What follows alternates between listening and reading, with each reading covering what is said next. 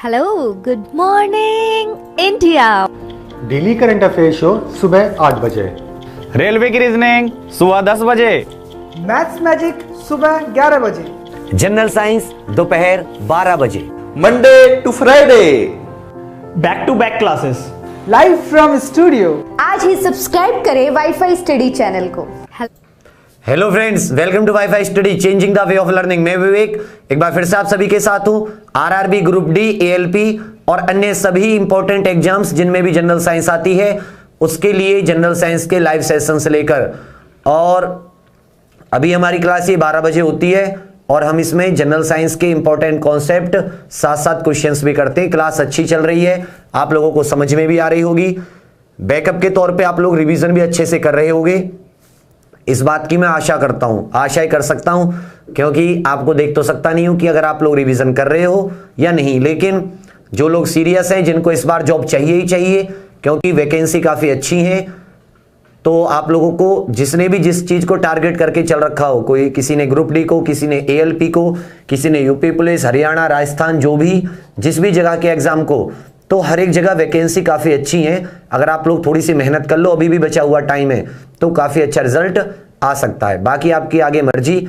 आज का जो हमारा टॉपिक होगा नॉन मेटल्स, क्योंकि आपको पता है हमने बताया था कि जो एलिमेंट्स होते हैं उनको केमिकल प्रॉपर्टीज के आधार पर दो भागों में बांटते थे, मेटल्स और नॉन मेटल्स। मेटल मतलब जिनके अंदर मेटल वाले गुण होते हैं, और नॉन मेटल जिनके अंदर मेटल वाले गुण नहीं होते, जिन्हें हिंदी में क्या कहते हैं, अधातु। कुल 22 जो हैं वो हमारे पास अधातु हैं। ये हालांकि अगर आपने मेटल्स को देखा था, ये ज्यादातर सॉलिड होते थे, ठोस होते थे, लेकिन इनमें से सिर्फ एक था मरकरी। मरकरी कैसा होता था, लिक्विड। लेकिन अधातु जो होती हैं ये सॉलिड, ठोस और गैस दोनों में पाई जाती हैं। गैस में भी होती हैं, ठोस भी होती हैं। कुल ठोस लगभग 10 हैं, गैस लगभग 11 हैं, और एक द्रव भी होती है। एक एक्सेप्शन है इसमें, लिक्विड फॉर्म में, वो है ब्रोमीन। तो आज इसमें लिखने वाली बातें ज्यादा हैं, इसलिए हम इसको स्लाइड्स में पढ़ेंगे। इनकी क्वालिटीज क्या होती थी बच्चा, इनकी क्वालिटीज होती थी, ये पॉजिटिव आयन बनाते थे, कैटायन बनाते थे ना, जिसे हम धनायन बोलते हैं हिंदी में, क्योंकि ये अपने इलेक्ट्रॉन्स को दे देते हैं। तो बच्चा इसका उल्टा होता है, ये एनायन बनाते हैं, ये किसी से इलेक्ट्रॉन लेते हैं, मतलब ये नेगेटिव आयन बनाते हैं। तो इसमें बहुत सारे होते हैं, जैसे एग्जांपल के तौर पे आप देखोगे hydrogen, boron, carbon, nitrogen, oxygen, fluorine, ये सब क्या होती हैं, क्लोरीन, फास्फोरस, सल्फर, ये सब नॉन मेटल्स होते हैं। तो इनके अंदर प्रवृत्ति कैसी होती है, ये ऋणायन बनाते हैं या ये एनायन बनाते हैं। दूसरी बात, ये आपको पीरियोडिक टेबल में जो हमारी आवर्त सारणी है उसमें सीधे हाथ की तरफ, राइट हैंड की तरफ देखेंगे, राइट हैंड साइड की तरफ, या क्या कह सकते हैं, दाएं साइड की तरफ। और ये जो होंगे ये हमें लेफ्ट हैंड साइड या बाएं की तरफ देखेंगे। तो ये तो हो गया बच्चे छोटी छोटी प्रॉपर्टी।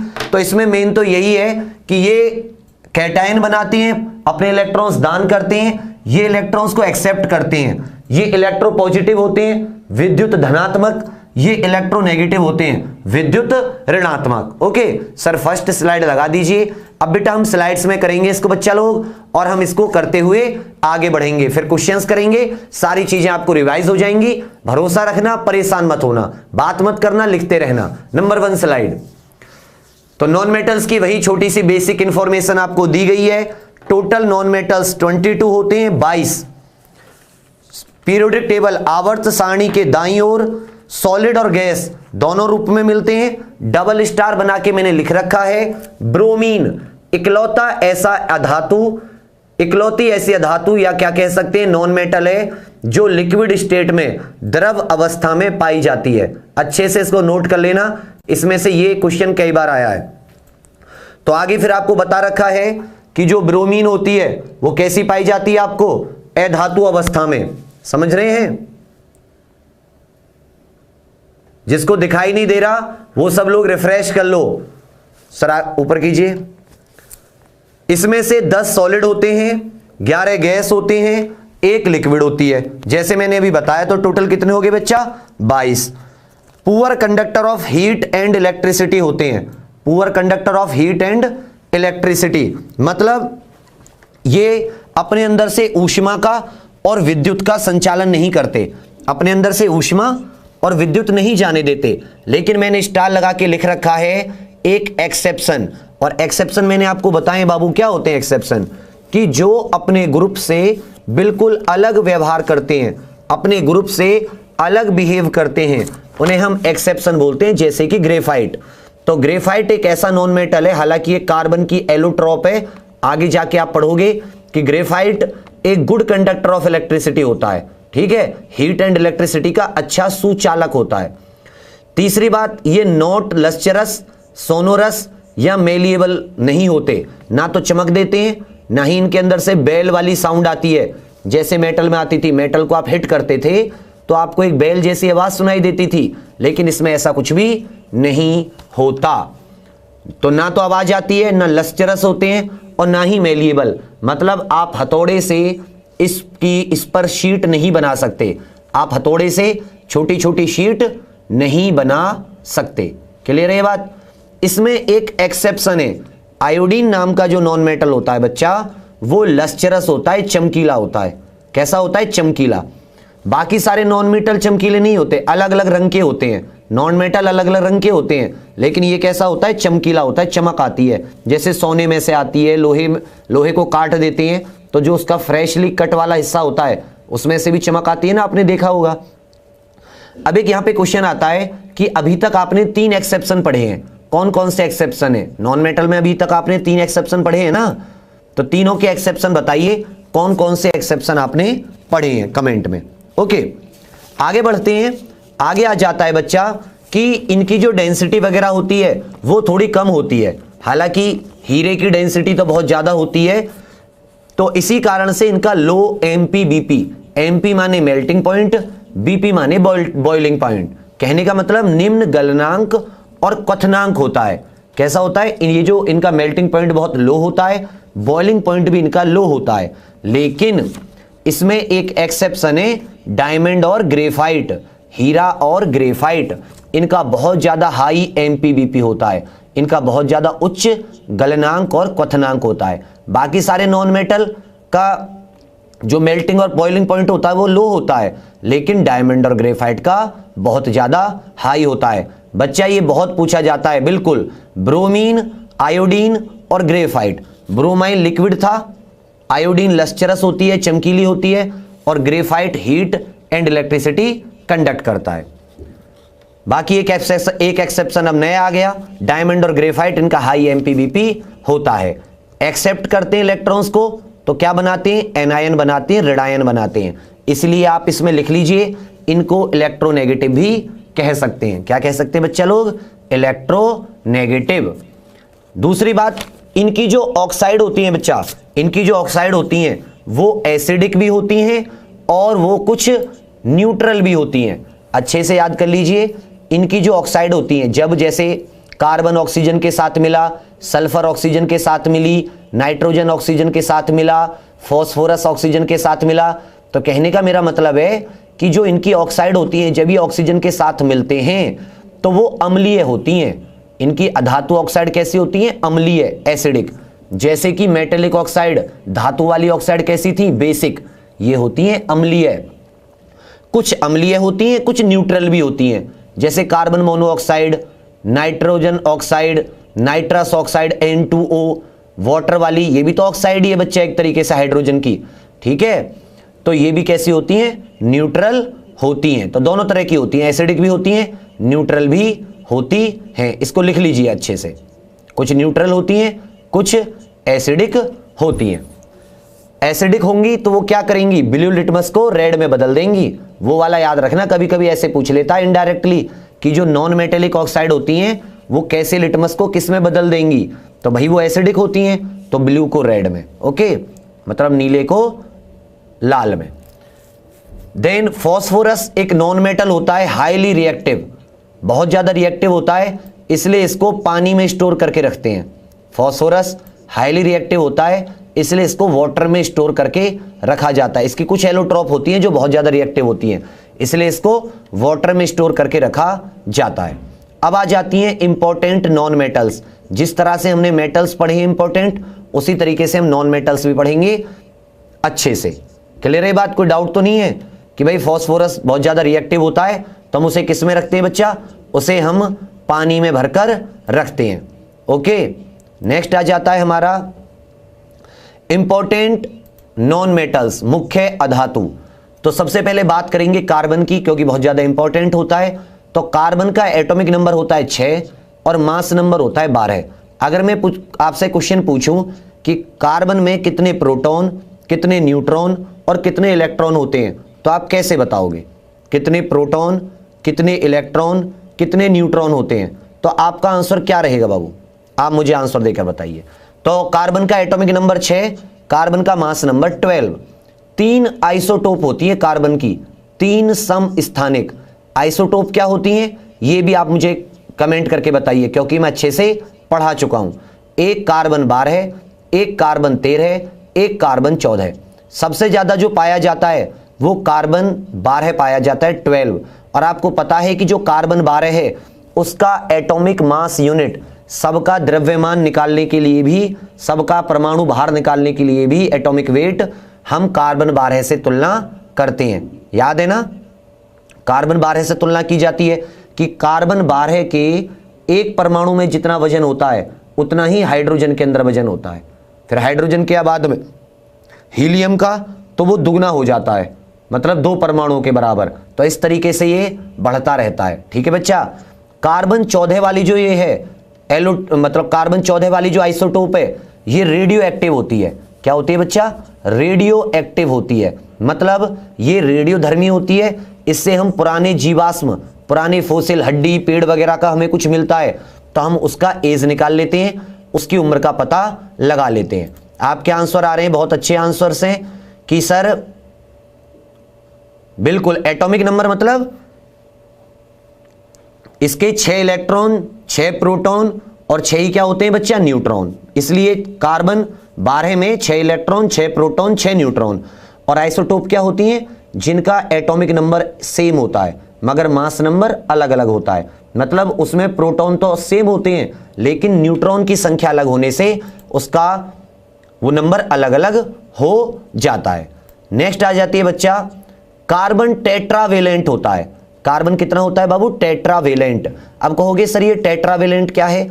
तो बाबू जो इसकी संयोजकता होती है ना, इसकी जो वैलेंसी होती है वो 4 होती है। अब मैंने आपको अच्छे से समझा रखा है कई बार। मैंने जहां पे आपको बॉन्डिंग समझाई थी, कोवालेंट बॉन्ड, वहां भी मैंने समझाया था कि कार्बन का एटॉमिक नंबर होता है 6। तो कार्बन में 2 और 4 मतलब के शेल में 2 इलेक्ट्रॉन और एल शेल में 4 इलेक्ट्रॉन। और आपको पता है अंतिम शेल में जो इलेक्ट्रॉन होते हैं, इलेक्ट्रॉन देने या इलेक्ट्रॉन लेने की क्षमता, उसे हम क्या कहते हैं? वैलेंसी। तो टेट्रा माने 4, टेट्रावेलेंट। ट्राई माने 3, ठीक है? बाई माने 2, मोनो माने 1। मोनो, बाई, ट्राई, टेट्रा, इस तरीके से भी हम नंबर्स की गिनती करते हैं। तो टेट्रावेलेंट माने वैलेंसी 4। ओके बाबू?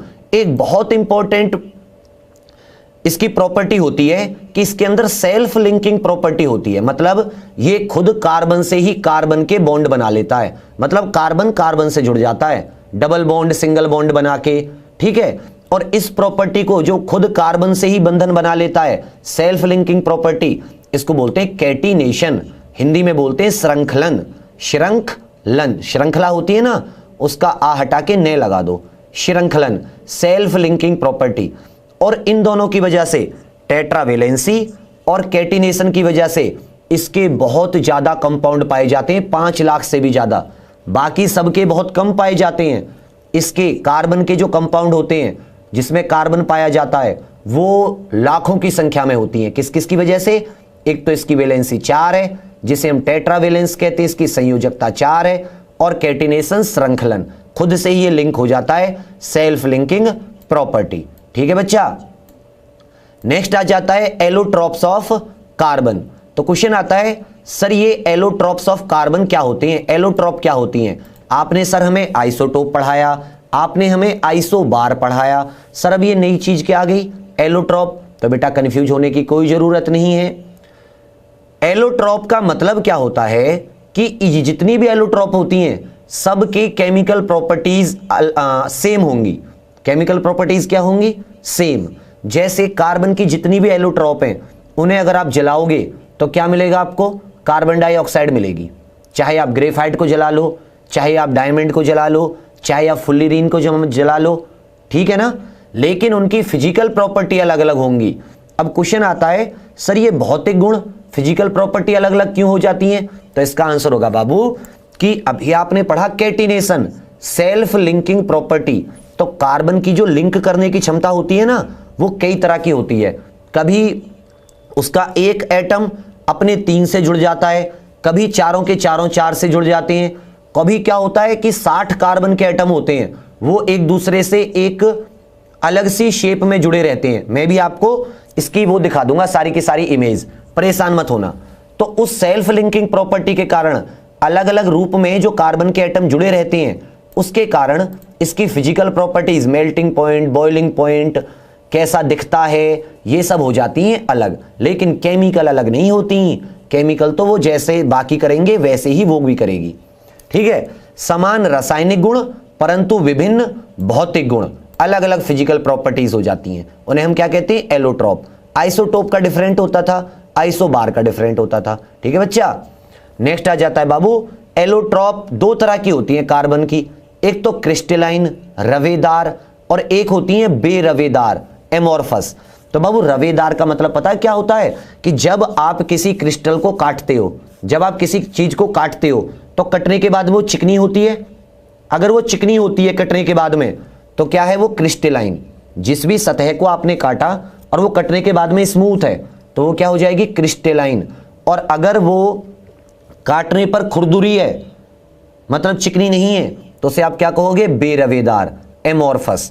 तो डायमंड, ग्रेफाइट और फुल्लीरीन नाम की जो होती हैं इसकी एलोट्रॉप ये होती हैं बच्चा क्रिस्टलाइन, मतलब काटने पर ये कैसी मिलेंगी आपको? स्मूथ, चिकनी। और कोक, चारकोल या कोयला वगैरह जो होती हैं ये होती हैं एमोर्फस, मतलब काटने पर ये कैसी मिलेंगी?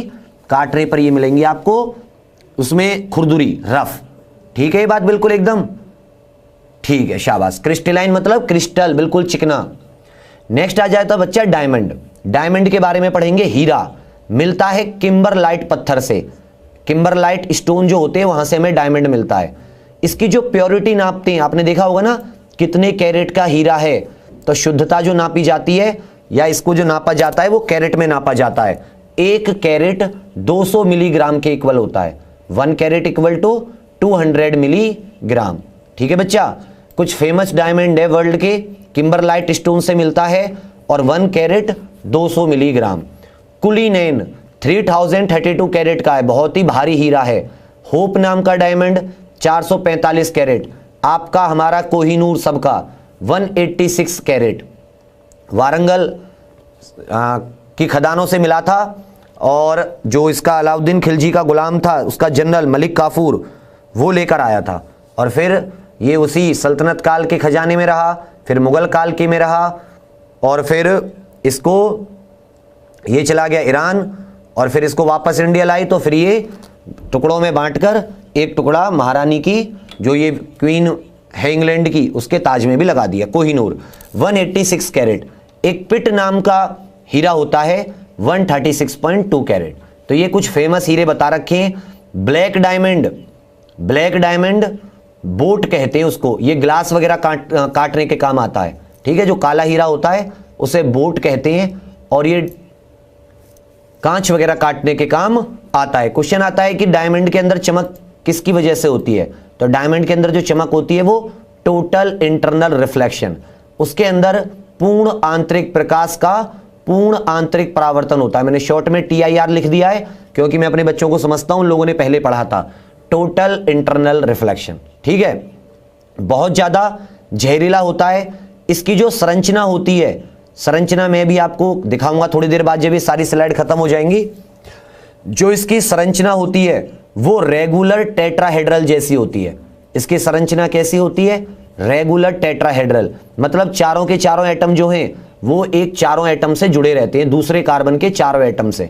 तो अभी आप देख लोगे डायमंड को अगर आप गर्म करते हो प्योर फॉर्म होती है, कार्बन डाइऑक्साइड बन जाती है, कोई राख वगैरह नहीं बनती, कोई राख वगैरह नहीं मिलती, तो उसे हम प्योर फॉर्म कहते हैं। कोई भी फ्री इलेक्ट्रॉन नहीं होता इसमें, क्योंकि चारों के चारों इलेक्ट्रॉन चारों से जुड़े रहते हैं, इसीलिए ये बैड कंडक्टर होता है हीट और इलेक्ट्रिसिटी का। क्लियर है ये भाई? चारों टेट्राहेड्रल स्ट्रक्चर होता है, रेगुलर टेट्राहेड्रल, नियमित चतुष्फलकीय है, तो इसलिए इसके अंदर कोई इलेक्ट्रॉन खाली नहीं बचता। तो ये कैसा रहता है? ये ऊष्मा और विद्युत का कुचालक। नेक्स्ट आ जाता है बच्चा ग्रेफाइट। जो अपना ग्रेफाइट होता है, इसमें हर एक कार्बन एटम बाकी 3 से जुड़ा रहता है, वो भी परतदार लेयर्ड स्ट्रक्चर में, लेयर। इसीलिए लेयर का स्ट्रक्चर होने की वजह से ये चिकना होता है। ये कैसा होता है? चिकना। तो इसमें एक कार्बन एटम बाकी 3 से जुड़ा रहता है। अब 3 से जुड़ा रहता है तो जो चौथा कार्बन एटम है वो फ्री रहता है, और उस 1 फ्री इलेक्ट्रॉन होने की वजह से ये good conductor of heat and electricity होता है। भाई 3 से जुड़ गए, एक फ्री रहा ना, क्योंकि 4 होते हैं कार्बन के पास में, तो एक फ्री रहने की वजह से good conductor of heat and electricity. इसका स्ट्रक्चर कैसा होगा? Hexagonal array. जैसे उसका रेगुलर टेट्राहेड्रल था डायमंड का, इसके स्ट्रक्चर को आप क्या कहोगे? षटकोणीय सतह, हेक्सागोनल एरे, परतदार। अभी दिखा दूंगा इसकी इमेज। ओके बच्चे, फ्री इलेक्ट्रॉन होने की वजह से ऊष्मा और विद्युत का सुचालक। लेयर्ड स्ट्रक्चर होता है, इसलिए स्लिपरी होता है। कैसा होता है? स्लिपरी, मुलायम, चिकना और फिसलनदार, मतलब फिसल जाते हैं इस पे, स्लिपरी होता है। और इसी कारण से इसको ल्यूब्रिकेंट की तरह, जो ड्राई ल्यूब्रिकेंट होते हैं, मतलब स्नेहक की तरह इस्तेमाल किया जाता है। अगर आप इसको पेपर पे चलाओगे तो ये ब्लैक, काला निशान देगा। अगर आप इसको कागज पे चलाओगे तो काला निशान। इसीलिए इसको पेंसिल होती है ना, पेंसिल बचपन में जो हम इस्तेमाल करते थे, पेंसिल, कच्ची पेंसिल बोलते थे हमारे यहाँ उसे, तो उसे कच्ची पेंसिल की जो लेड होती है, जो उसके आगे की नोक होती है, उसमें इस्तेमाल किया जाता है। बच्चे यहाँ पे लेड में जो लेड लिखा हुआ है, ये शीशा नहीं होता जैसा हमने पढ़ा था, वो वाला नहीं होता, मेटल नहीं है ये क्या है? Black laid off pencil. ये ग्रेफाइट की बनी होती है। इसलिए क्वेश्चन भी आता है कि ग्रेफाइट की जो लेड होती है, वो जो पेंसिल नोक होती है काली काली, वो अपने अंदर से इलेक्ट्रिसिटी जाने देती है, क्योंकि वो ग्रेफाइट की बनी हुई होती है। इसके यूज बता रखे हैं कुछ ग्रेफाइट के। पेंसिल लेड में काम आता है, इलेक्ट्रोड बनती हैं सेल वगैरह में, बताया था। विद्युत अपघटन होता है जहां पे इलेक्ट्रोलाइसिस, वहां इलेक्ट्रोड बनने के काम आता है। और न्यूक्लियर रिएक्टर, परमाणु नाभिक में न्यूट्रॉन की गति को रोकने का मतलब न्यूट्रॉन की जो स्पीड होती है उसको स्लो करने के। तो जो न्यूट्रॉन की स्पीड को स्लो करते हैं उन्हें हम किस नाम से पुकारते हैं? मॉडरेटर। उन्हें किस नाम से पुकारते हैं? मॉडरेटर, मंदक। जैसे heavy water, D2O, heavy water भी तो एक मंदक था बेटा, और ये भी। उसके अलावा उसमें और क्या क्या इस्तेमाल होता था बताओ? उसमें मतलब एक्स्ट्रा जो न्यूट्रॉन होते थे उनको एब्जॉर्ब करने के लिए कुछ काम आते थे, कुछ उसकी हीट को सोखने के काम आते थे। और आपको मैंने बताया कि स्लिपरी होता है, इसीलिए ड्राई लुब्रिकेंट की तरह भी इस्तेमाल किया जाता है। किसकी तरह? ड्राई लुब्रिकेंट की तरह। नेक्स्ट आ जाता है फुल्लीरीन। फुल्लीरीन ये ज्यादा पुरानी नहीं है, जल्दी में ही इसकी खोज हुई थी। फुल्लीरीन, इसमें 60 एटम होते हैं। कितने परमाणु, कितने एटम होते हैं? 60 परमाणु मिलके एक अणु बनाते हैं। कार्बन के 60 परमाणु मिलके एक मॉलिक्यूल या एक अणु बनाते हैं, इसीलिए इसको क्या बोलते हैं? C60। तो जो फुल्लीरीन होती है उसमें कितने एटम होते हैं कार्बन के? 60। और इसका जो स्ट्रक्चर होता है वो बेटे फुटबॉल जैसा होता है बच्चा, फुटबॉल। और इसमें क्वेश्चन आता है बहुत बार, मैंने एनडीए में भी कराया था, कि फुल्लीरीन का जो एक एटम होता है वो कभी कभी आपको 5 से भी जुड़ा मिलेगा, कहीं कहीं 6 से भी, और कहीं कहीं 7 से भी। जैसे आपको पता है कि डायमंड में तो एक 4 से जुड़ा रहता था, 4 से, टेट्राहेड्रल। आपको पता है ग्रेफाइट में 3 से जुड़ा रहता था, हेक्सागोनल एरे। इसी तरह जो ये वाला होता है बच्चा फुल्लीरीन में, इसमें एक अगले मतलब 5 वाला भी बनाता है, 5 का एक स्ट्रक्चर पेंटावेलेंट, 6 का भी बनाता है और 7 का भी बनाता है, 7 से भी जुड़ा रहता है। अभी मैं आपको दिखाऊंगा। और इसका जो स्ट्रक्चर होता है फुटबॉल जैसा होता है। अगर आपको फुटबॉल के बीच में बंद किया जाए तो पिंजरा लगेगा ना वो, इसलिए फुटबॉल या केज लाइक स्ट्रक्चर, पिंजरे जैसी संरचना। क्वेश्चन आए तुरंत बता देना। नेक्स्ट आ जाती है बच्चा कोयला। तो कोयला का क्या होता है कि जो वनस्पति पुराने जमाने में होती थी, वो वनस्पति भूकंप वगैरह आने से या बाढ़ वगैरह आने से जब कीचड़ वगैरह जमी तो वो वनस्पति दब गई। वो जो फॉरेस्ट थे, पहले तो धरती पे फॉरेस्ट ही फॉरेस्ट होते थे, बहुत ज्यादा मात्रा में पेड़ पौधे, तो वो बड़े बड़े जंगल दब गए, धीरे धीरे वो अर्थ के नीचे चले गए। अर्थ के नीचे जैसे जाते जाएंगे, आपको पता है बहुत ज्यादा प्रेशर होता है, बहुत ज्यादा गर्मी होती है, तो उसके कारण उनका कार्बोनाइजेशन हुआ। तो वनस्पति वेजिटेशन का कोयले में बदल जाना, उसको बोलते हैं कार्बनीकरण या कार्बोनाइजेशन। तो उस प्रोसेस से 3-4 प्रकार की कोयले हमें मिले। 4 वैरायटी होती है मेनली कोयले की। पहली होती है पीट, तो जिसको पीट देते हैं कमजोर बेकार वाली। दूसरी होती है लिग्नाइट, तो पीट में 50 से 60% कार्बन होता है, ठीक है, लो क्वालिटी होती है, बहुत ज्यादा धुआं वगैरह देगा। दूसरा होता है लिग्नाइट, ब्राउन कलर का होता है, ब्राउन कोल। ब्राउन कोल किसको बोलोगे? लिग्नाइट। नाइट ब्राउन ब्राउन सी होती है ना, दिखती नहीं ना अंधेरा, तो वहीं से समझ लेना लिग्नाइट। 60 से 70% कार्बन होता है, मीडियम क्वालिटी होती है। तीसरी होती है बिट्यूमिनस, 70 से 85%, 86% तक कार्बन पहुंच जाता है। सॉफ्ट कोल भी बोलते हैं इसको, घरेलू यूज में काम आता है सॉफ्ट कोल, बिटुमिनस। बेटा मेरे मतलब, बेटा मतलब सेकंड लेवल का होगा, पहली मान लो बेटी, ठीक है, दूसरे नंबर पे बेटा, बिटुमिनस। अगर घटती हुई में देखोगे तो नेक्स्ट आ जाता है एंथ्रेसाइट, सबसे बेस्ट क्वालिटी होती है, बहुत ज्यादा 90 से 98% कार्बन होता है, बहुत कम धुआं देता है, ऑलमोस्ट प्योर ही होता है। तो अगर आपसे कोई पूछे कि इसको इंक्रीजिंग ऑर्डर ऑफ क्वालिटी में लगाओ, तो आप क्या बोलोगे? PLBA, PLBA, ठीक है, पीली भीत भी कह सकते हो। देखो पीली बी भीत, ANT, भीत, BIANT, भीत, पीली भीत होती है ना, हमारे उत्तर प्रदेश में जिला है पीली भीत। उल्टा कर दो इसका, एंथ्रेसाइट, बिटुमिनस, लिग्नाइट, पीट। अगर कोई डिक्रीजिंग ऑर्डर में पूछे, बहुत बार क्वेश्चन आता है, बेस्ट पूछे एंथ्रेसाइट, सॉफ्ट कोल पूछे बिटुमिनस, ब्राउन पूछे लिग्नाइट, और सबसे बेकार वाला पूछे पीट, कूट दो उसे, ठीक है। अब कुछ इसकी कार्बन के कुछ यौगिक कंपाउंड बता रखे हैं, बाकी तो हम इसको ऑर्गेनिक केमिस्ट्री में करेंगे, जहां हम alkene, alkyne, ethene, ethane, methane ये सब पढ़ेंगे। कार्बन मोनोऑक्साइड बहुत ज्यादा जहरीली होती है। क्या होता है ना बच्चा, समझना, देखो जब किसी चीज को जलने के लिए पर्याप्त मात्रा में ऑक्सीजन मौजूद नहीं मिलती, मतलब इनसफिशिएंट ऑक्सीजन होती है, तो वहां पे कार्बन डाइऑक्साइड ना बनकर चीजों के जलने से कौन सी गैस बनती है? कार्बन मोनोऑक्साइड, जिसे CO भी कहते हैं। मोनो माने ऑक्सीजन एक है, डाई हो जाएगी तो ऑक्सीजन 2, CO2। तो कार्बन मोनोऑक्साइड में एक ऑक्सीजन होती है।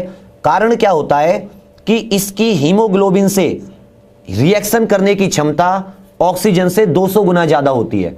मतलब ऑक्सीजन हीमोग्लोबिन के साथ रिएक्शन करके तभी तो हमारी पूरे शरीर में पहुंचती है, लेकिन जब कार्बन मोनोऑक्साइड आ जाती है तो वो ऑक्सीजन को हटाकर खुद उसके साथ जुड़ जाती है, और खुद जुड़ के क्या बना देती है? Carboxy haemoglobin, carboxy haemoglobin. अब मुझे एक बात बताओ, जब हमारे शरीर को ऑक्सीजन नहीं पहुंचेगी, क्योंकि जो ऑक्सीजन ले जाने वाला था उस गाड़ी में तो कार्बन मोनोऑक्साइड बैठ गई, अब जो गाड़ी पहले ऑक्सीजन ले जाना चाहती थी वहां पे आ गया कार्बन मोनोऑक्साइड, तो भैया ऑक्सीजन नहीं पहुंची और इसके कारण हमारी डेथ हो गई। इसको साइलेंट डेथ भी कहते हैं। आप में से किसी ने जासूसी की मूवी देखी होंगी, तो इससे कई प्रकार की डेथ होती थी। तो इससे क्या है, कार्बन मोनोऑक्साइड कार्बोक्सी हीमोग्लोबिन बना लेती है, इसलिए इसको साइलेंट डेथ्स भी कहते हैं। इसीलिए मैंने कई बार बताया है कि जो ठंड वगैरह में हम लोग अंगीठी जलाते हैं, कभी भी बंद कमरे में अंगीठी नहीं जलानी चाहिए, क्योंकि ऑक्सीजन पर्याप्त मात्रा में मौजूद नहीं रहती, और ऑक्सीजन नहीं रहेगी तो कार्बन मोनोऑक्साइड बनेगी, और कई लोग आपने अखबार में देखे होंगे सोते के सोते ही रह जाते हैं, अखबार में आती रहती हैं ठंडों में। फ्यूल, ईंधन, कार्बन मोनोऑक्साइड हाइड्रोजन के साथ मिलकर वाटर गैस बनाती है, जिसे सिंथेसिस गैस भी कहते हैं। ये सब ईंधन में काम आती है, उद्योग धंधों में। कार्बन डाइऑक्साइड नाइट्रोजन के साथ मिलकर प्रोड्यूसर गैस बनाती है। कई बार बता चुका हूं, वाटर गैस में H2O होती है तो H2 लिख लो, और पेड़ पौधे खाना बनाते हैं, उत्पादक होते हैं, प्रोड्यूसर होते हैं, तो N2 से याद कर लो, कोई दिक्कत नहीं है। कार्बन डाइऑक्साइड की बात करोगे तो कार्बन डाइऑक्साइड बनती है तो पूरी तरीके से पूरी तरीके से कोई चीज ऑक्सीजन मौजूद होती है जल जाती है, कंप्लीट कंबशन। और कार्बन मोनोऑक्साइड इनकम्प्लीट, पूरी तरीके से नहीं जलती थी। वायुमंडल में भी 0.03% पाई जाती है, तीसरे नंबर की होती है। पहले नाइट्रोजन, दूसरी आर्गन, नहीं दूसरी ऑक्सीजन, तीसरी आर्गन और चौथे नंबर की होती है। फोर्थ नंबर पे आती है कार्बन डाइऑक्साइड। एक ग्रीन हाउस गैस है, तो इसीलिए ग्लोबल वार्मिंग, वैश्विक तापमान बढ़ाने के लिए उत्तरदायी है। सॉलिड कार्बन डाइऑक्साइड को ड्राई आइस बोलते हैं, चीजों को ठंडा करने के काम आती है। कार्बन डाइऑक्साइड को अगर पानी में घोल दोगे तो मिलता है कार्बोनिक एसिड, सोडा में कार्बोनिक एसिड आपको मिलेगा, ठीक है। फायर एक्सटिंग्विशर में काम आती है। किस में काम आती है? फायर एक्सटिंग्विशर जो होते हैं, अग्निशामक यंत्र, क्योंकि हैवी होती है, भारी होती है, तो जो जलती हुई चीजें उनके ऊपर एक कवरिंग बना लेती है, उनके ऊपर एक ब्लैंकेट बना लेती है, और कवरिंग और ब्लैंकेट बनाकर सप्लाई कट जाती है ऑक्सीजन की। आपको पता है चीजों को जलने के लिए ऑक्सीजन जरूरी होती है, तो इसका काम क्या होता है कि ये उसके साथ क्या बना लेती है, ये अपनी जो भी चीज जल रही होती है उसके चारों तरफ एक ब्लैंकेट बना लेती है। क्या बना लेती है? एक ब्लैंकेट बना लेती है, और ब्लैंकेट बना के उसका क्या करती है, ऑक्सीजन की जो सप्लाई होती है उसे काट देती है। क्योंकि आपको पता है ऑक्सीजन की सप्लाई होनी बहुत ज्यादा जरूरी है। किसके लिए? मतलब ये जो किसी भी चीज को जलने के लिए ऑक्सीजन की सप्लाई जरूरी है। अब जब ऑक्सीजन ही नहीं होगी तो वो क्या करती है? काट देती है उसको, और फिर चीजें अपने आप आग बुझ जाती है। अब मैं आपको ग्रेफाइट के बाबू वो दिखा देता हूं कुछ इमेज, तो एक सेकंड होल्ड कीजिएगा, ठीक है। ग्रेफाइट की इमेज दिखा देता हूं, ग्रेफाइट किस तरीके से आपको, एक सेकंड होल्ड कीजिएगा प्लीज, ठीक है। परेशान मत होना, परेशान तो नहीं होगे ना, बस एक सेकंड, एक सेकंड बस, क्योंकि आपको पता चल जाएगा ना लेयर्ड स्ट्रक्चर कैसा होता है। बस एक सेकंड में इसकी इमेज दिखा देता हूं आपको, ठीक है। फिर आप अपने आप चीजों को समझ जाओगे, आपके दिमाग में हमेशा के लिए वो चीज रह जाएगी, ठीक है।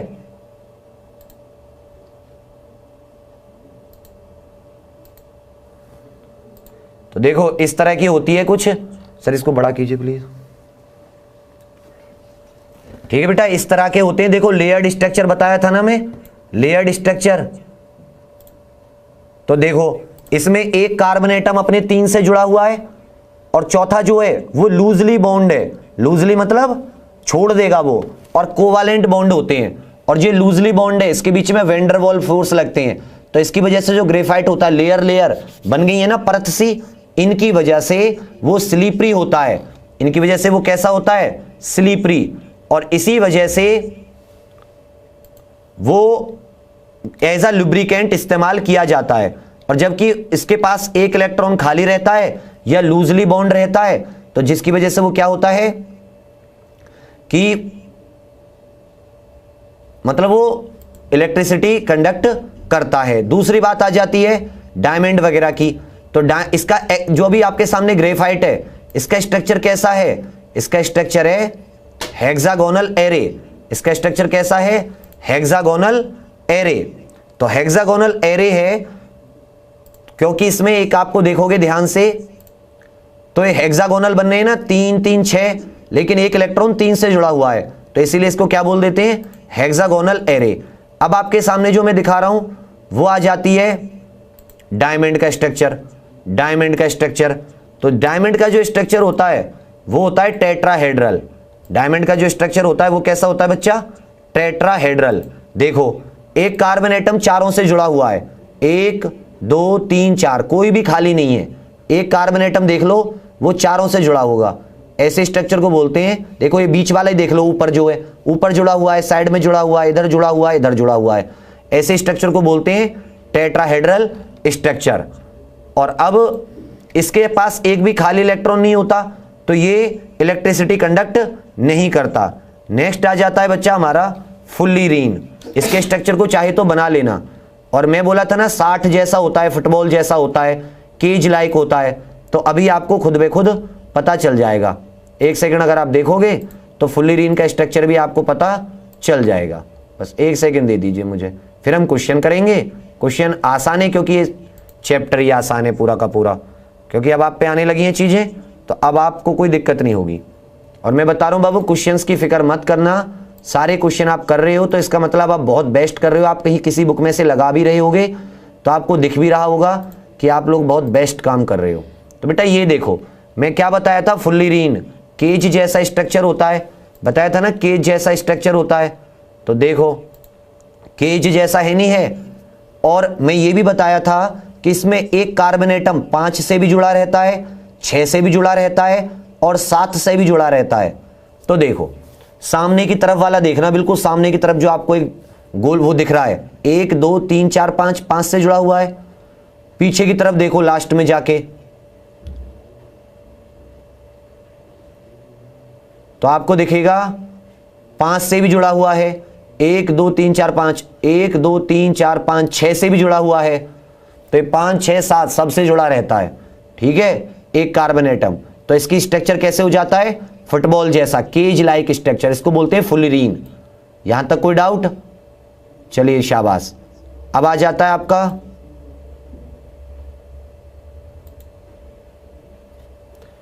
सर, अब लगा दीजिए क्वेश्चंस प्लीज। अब बेटा क्वेश्चंस करेंगे, सारी की सारी चीजें आप पे आने लगेंगी।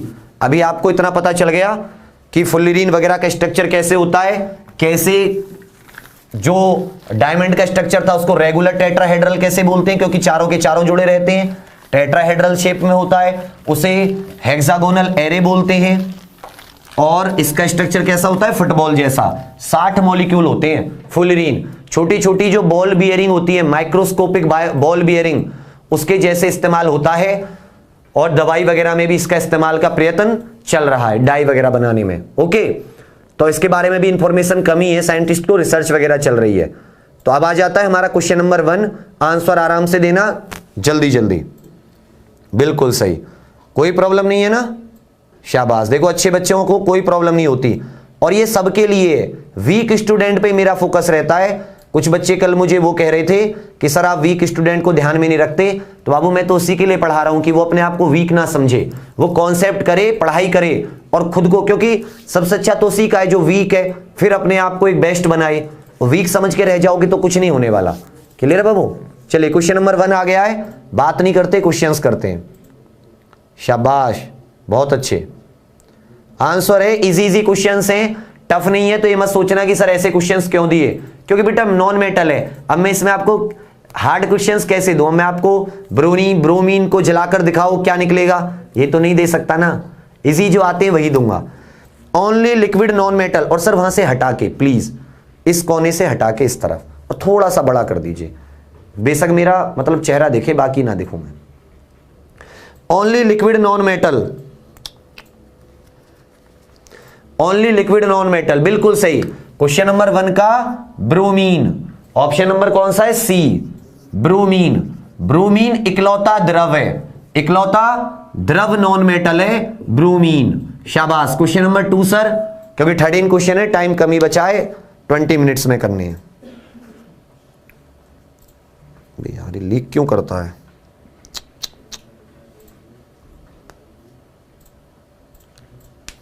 शाबाश, बहुत अच्छे।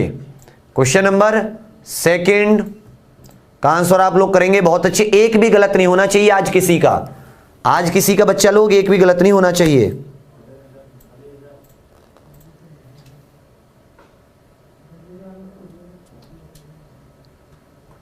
शाबाश बेटा। वाटर जो प्योर वाटर होता है वो कंडक्टर नहीं होता, लेकिन ये जो नल वाला वाटर होता है इसमें थोड़े सॉल्ट होते हैं, ये कंडक्टर होता है हल्का फुल्का, इसलिए शौक लगता है। Only lustrous non metal, only lustrous non metal, चमकीली अधातु। सर फिर से क्वेश्चन को इधर लगाइए प्लीज।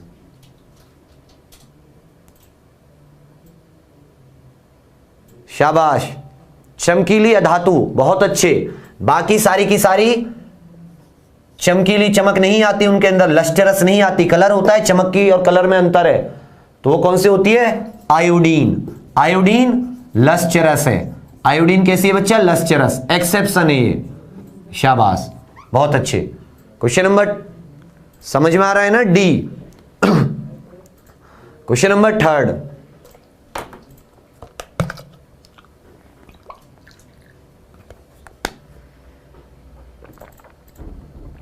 क्वेश्चन नंबर थर्ड, बहुत अच्छे।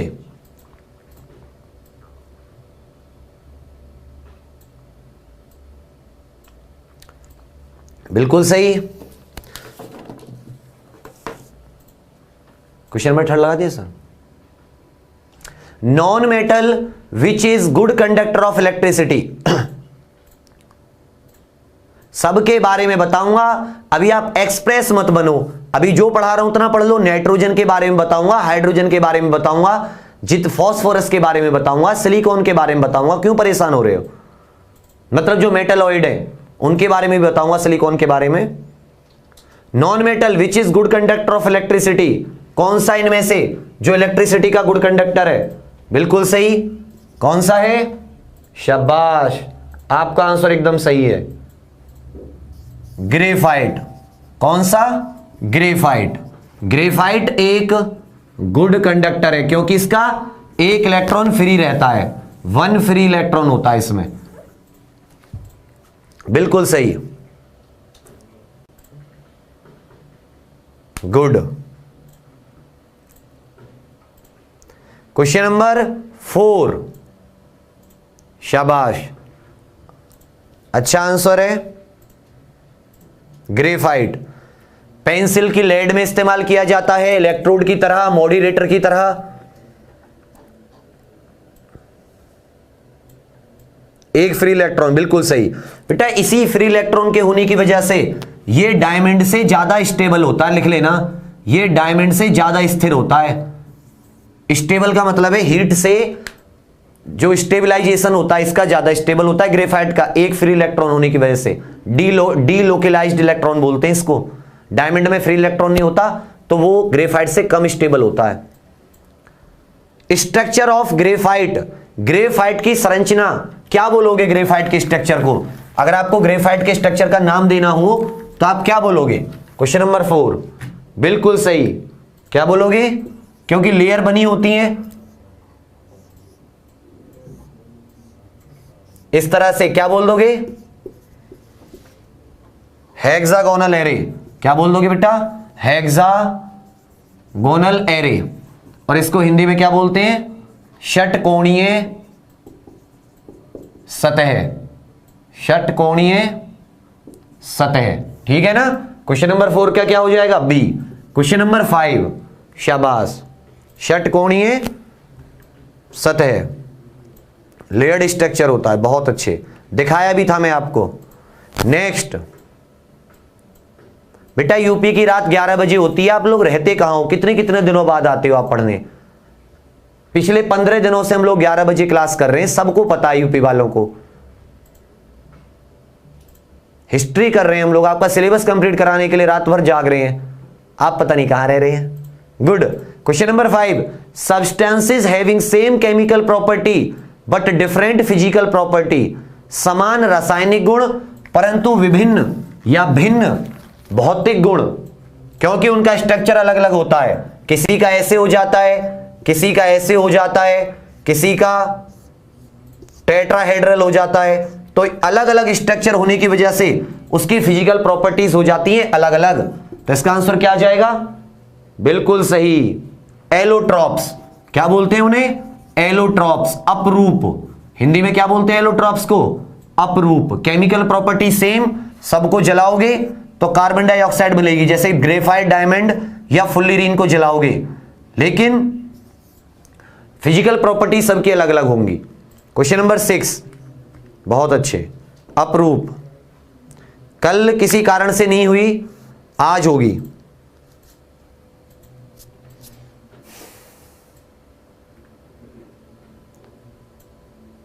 आओ तो इस क्लास में तो 12 बजे आ नहीं रहे, रात को मैं मैराथन करा के मैं अकेला बोर्ड पे पढ़ा रहा हूं और यही मेरा जी निकल जाए, तुम लोग आओ नहीं है।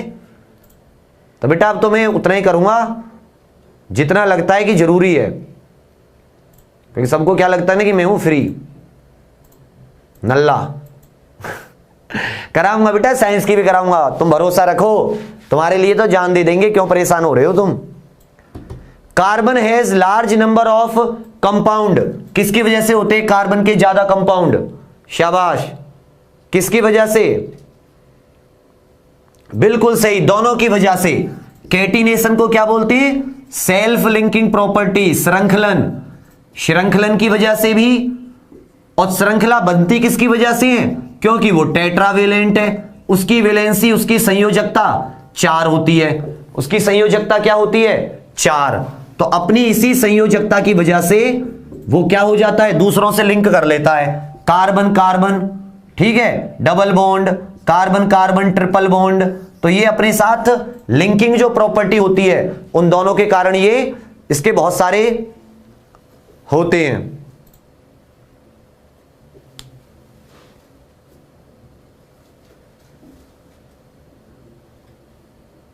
शाबाश बेटा, जाननी चाहिए, तुम नहीं मांग रहे, वैसे निकल ही जाएगी किसी ना किसी दिन, क्यों घबरा रहे हो? इसी तरह चलता रहा तो।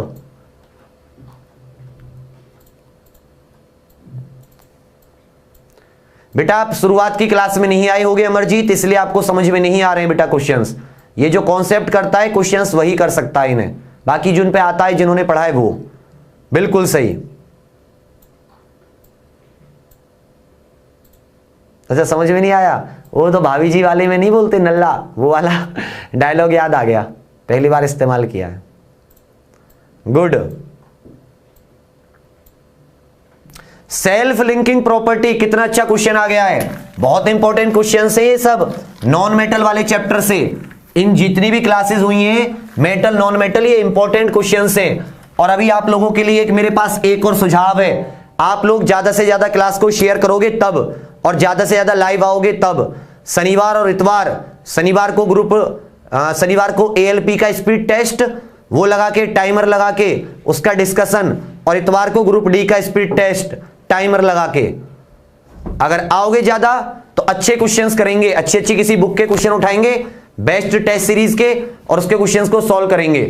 एक तरीके से मान लो वीडियो सॉल्यूशन। याद करोगे किसी जमाने में मुझे मिला था, सेल्फ लिंकिंग प्रॉपर्टी क्या बोलते हैं? Catenation. B catenation. Question number 8 श्रृंखलन, श्रृंखला बनाता है। और वो तभी होगा जब, आज मंडे है, आज मंडे ट्यूसडे, अच्छा आज मंगल है, ट्यूसडे है, सब भूल गया मैं, ट्यूसडे वेडनेसडे। दीदी हैं बेचारे, उनके ससुर जी की डेथ हो गई, बुला रहे हैं, मैं बोला यार इन बच्चों की क्लास छूट जाएगी, मुझे डेथ कर देंगे, तो फिर नहीं गया। सोचो ट्यूसडे से लेके फ्राइडे तक जितने ज्यादा आओगे तभी लेके आऊंगा, मैं कोई बेवकूफ नहीं हूं, अब नहीं ले, वरना नहीं लेके आऊंगा। और अगर अच्छे क्वेश्चन करेंगे हाई लेवल, एएलपी के लिए भी और ग्रुप डी के लिए, तो तब तक मतलब काफी अच्छे क्वेश्चंस कर लेंगे हम लोग। एलोट्रॉप्स ऑफ कार्बन जिसके साथ 60 एटम होते हैं, एलोट्रॉप ऑफ कार्बन जिसके अंदर 60 एटम होते हैं, क्या बोलते हैं उसको? बिल्कुल सही, क्वेश्चन नंबर 8 का सी फुल्लीरीन। केज जैसा स्ट्रक्चर होता है, पिंजरे जैसा, केज पिंजरा।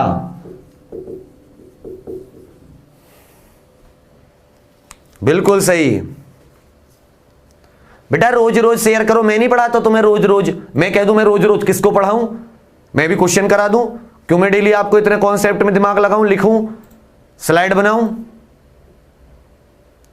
नेक्स्ट, टाइम यही रखेंगे, टाइम चेंज नहीं करेंगे। टाइम देखते हैं, सुबह का रखने की कोशिश है, क्योंकि फिर शाम को मुझे टाइम मिल जाता है। क्वेश्चन नंबर 9, क्योंकि अब स्पीड टेस्ट लगाने का समय आ गया है, पिछला वाला करते रहो, जिससे कि नेक्स्ट करते चलेंगे और पिछला वाला रिवाइज होता चले। Arrange the following variety of coal in decreasing order.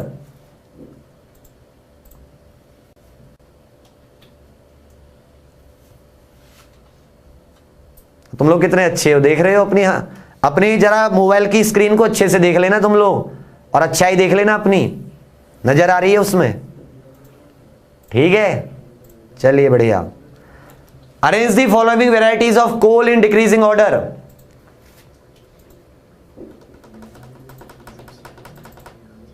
Peat, bituminous, anthracite, lignite. बताया था मैंने, पीलीभीत, याद लगा लो, उसी का उल्टा। ज्यादा से कम डिक्रीजिंग ऑर्डर, बेस्ट क्वालिटी से लो क्वालिटी, कहीं उल्टा आंसर दे दो।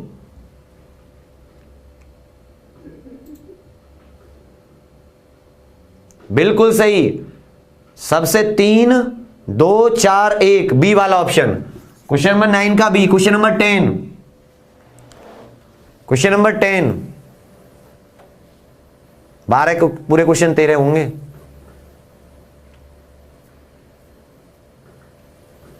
शाबाश। नाम लूंगा, तुम लोग एएलपी और ग्रुप डी बनकर आओ, नाम भी लूंगा। अभी तुमने नाम जैसा कुछ ऐसा काम करोगे तो नाम भी लूंगा। कैन रिजल्ट इन डेथ, किससे मृत्यु हो सकती है? हालांकि मृत्यु तो अगर ज्यादा मात्रा में चले जाए इन सबसे हो सकती है, लेकिन एक थोड़ी ज्यादा खतरनाक है, एक थोड़ी इनमें ज्यादा खतरनाक है। Next question sir, question number 10 का बी, कार्बन मोनोऑक्साइड, इससे ज्यादा मृत्यु हो सकती है, बाकी सबसे हो सकती थी। फास्ट के लिए बाबू मैं वो क्या बोलते हैं उसे, जेट विमान बन जाऊं, मेट्रो ट्रेन बन जाऊं? अरे फास्ट ही तो चल रहे हैं यार, कॉन्सेप्ट कर लिए, 12-13 क्वेश्चन कर लिए 1 घंटे में। अब मैं मेट्रो बन जाऊं या मैं वो बन जाऊं, क्या बोले करें, रॉकेट बन जाऊं इसरो का है। अब वो और बता देना, पीएसएलवी बनूं या जीएसएलवी बनूं, जियो सिंक्रोनस या पोलर सिंक्रोनस, पोलर सैटेलाइट वाला लॉन्च व्हीकल, ये और बता देना। हद कर रहे हो यार। Not a use of graphite, इनमें से ग्रेफाइट का एक यूज नहीं है। शाबाश। ज्वेलरी सॉफ्ट होता है, आभूषण बनाने के काम नहीं आता। किसी को काले आभूषण पहने देखा है? उसके गर्दन पे निशान, कोई लेडी सज संवर के ब्यूटी पार्लर में जाएगी और उसके निशान बन गए, बोला ये क्या हो गया? ज्वेलरी थोड़ी ना बनेगी, वो तो काले निशान डाल देता है। ठीक है, तो गोरे लोगों पे काले निशान हो गए, क्या फायदा उसका? तो 11 का हो जाएगा डी, ज्वेलरी बनाने के काम नहीं आता, बाकी सब में आता है। ठीक है, हाँ।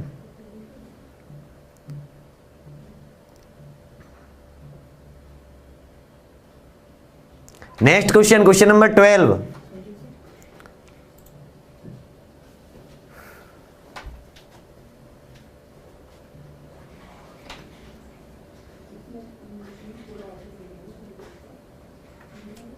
चलिए बताइए क्वेश्चन नंबर 12।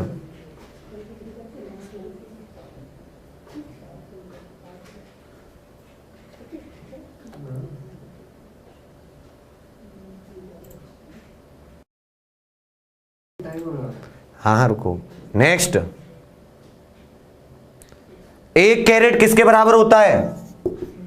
बी 200 मिलीग्राम के बराबर। Question number 13 last. हंसते हुए पढ़ा करो, टेंशन मत लिया करो दिमाग पे। कुछ होंगे अभी भी टेंशन ले रहे होंगे, मां साहब ऐसे क्यों बोल रहे हो, वैसे क्यों बोल रहे हो, तो तुम लोग हंसते हुए पढ़ो। जो ले रहा है टेंशन लेने दो, जिंदगी वैसे टेंशन से भरी हुई है सुबह शाम तक। आजकल टेंशन देने वाले लोग भी बढ़ते जा रहे हैं, तुम तो मत दो कम से कम। लास्ट क्वेश्चन, पीरियोडिक टेबल हो गया है बेटा पीछे वाली क्लासेस में, एक बार चेक कीजिए और रेगुलर रहा करो ये आप लोग। बताइए इनमें question number 13, all are correct, D. ठीक है, तो इस तरह से आज की आपकी क्लास हो जाती है। बहुत ही अच्छा, जिसको जैसी लगी हो बेटा एक बार कमेंट करके स्कोर कितना हो ये भी बताना। आजकल आपने स्कोर बताना छोड़ दिया है, स्कोर बताते रहोगे, अच्छा रहेगा आप लोगों के लिए। कमेंट करके स्कोर बताना कितना हुआ है, समझ में कैसा आया ये भी बताना, लाइक शेयर करना मत भूलना। हालांकि वैसे अब मुझे आप कोई उम्मीद नहीं रही है, तो अब बिना उम्मीद के काम करते हैं। तो नेक्स्ट चीज क्या आ गई है, कल फिर मिलेंगे इसके आगे, और जो हाइड्रोजन के कंपाउंड पढ़ेंगे, नाइट्रोजन, कुछ जो इंपॉर्टेंट होंगे उन सबको कल नॉन मेटल को खत्म करने की कोशिश करेंगे, जिससे कि हम ऑर्गेनिक केमिस्ट्री या फूड केमिस्ट्री या मतलब किसी और इंपॉर्टेंट टॉपिक की तरफ बढ़ जाएं। ठीक है, तब तक के लिए जय हिंद, ख्याल रखिएगा और शेयर और मुझे कमेंट करके जरूर बताइएगा। Okay, thank you.